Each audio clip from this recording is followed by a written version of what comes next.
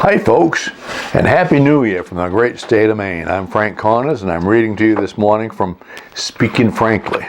And the first little essay I'm going to read is called Doing Degree Days.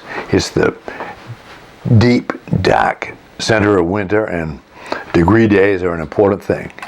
Here we go. When I was a kid, my stepfather, Lynn Hinckley, had a fuel oil delivery business up in Bodenham. We had a couple 3,000-gallon fuel trucks, kerosene routes in 2 or 3 towns, a dirty old guy who worked on oil burners, and a furnace oil that sold for 16 or 18 cents a gallon. Think of that. Oh, how old Hank loved January and February. He'd go to his office window every morning. The business office was attached to our house. He'd rub his hands together and he'd say, "Oh, this is going to be another 45-degree day." And then he'd smile. If you didn't know how he was thinking,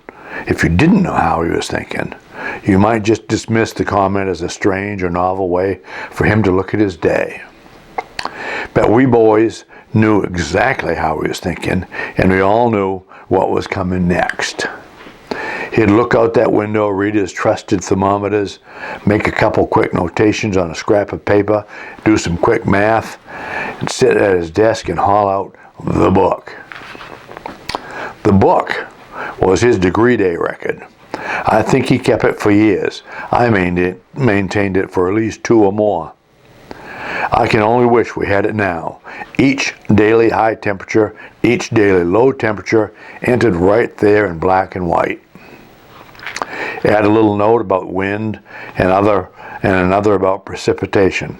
Think of that for a second. Accumulated local weather observations for 2, probably 3 decades. What a great statement that little volume would make today about global warming.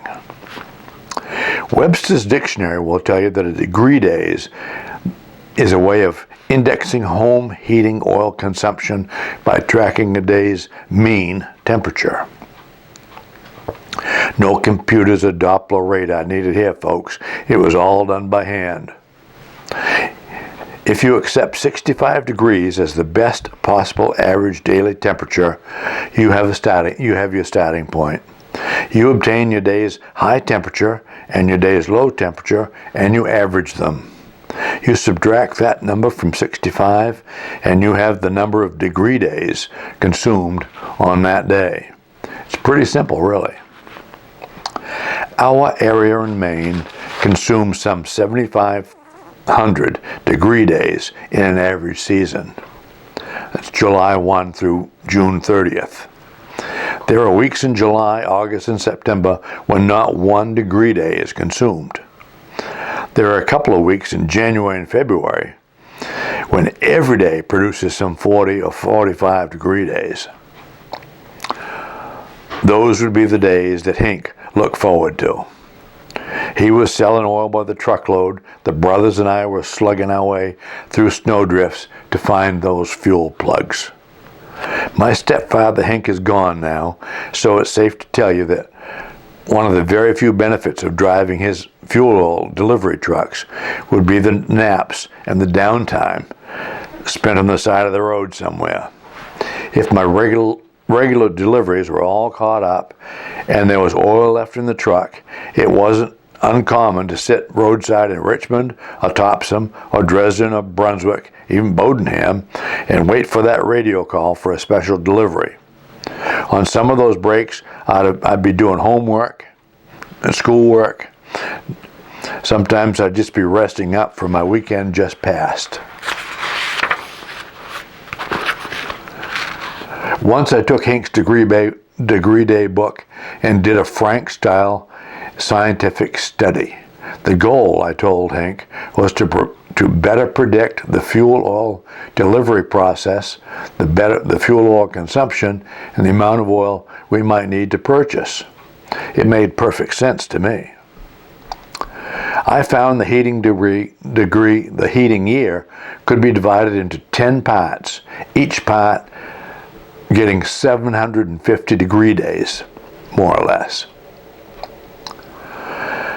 Using July 1st as the starting point, I found it was November, 4 months, before the average consumer used 750 degree days.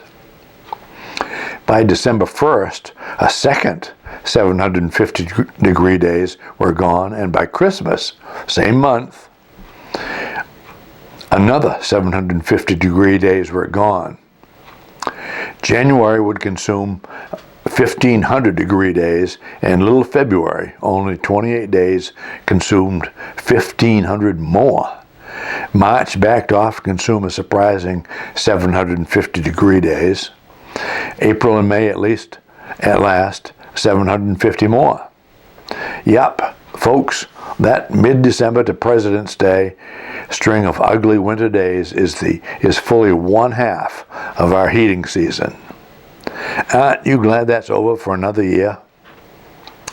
Hank was always a tough guy to impress. My extensive research offered him no new insights. Hey, says he, winter's gonna be winter, cold is gonna be cold. We get winter, it gets cold. We don't need science to study that. So maybe Hank's right, but all these years later, on a cold and windy day, when I'm glad I'm not sleeping in a truck or slugging a hose through snow, I still catch myself calculating the degree days, and I smile just a little bit. Thanks for listening.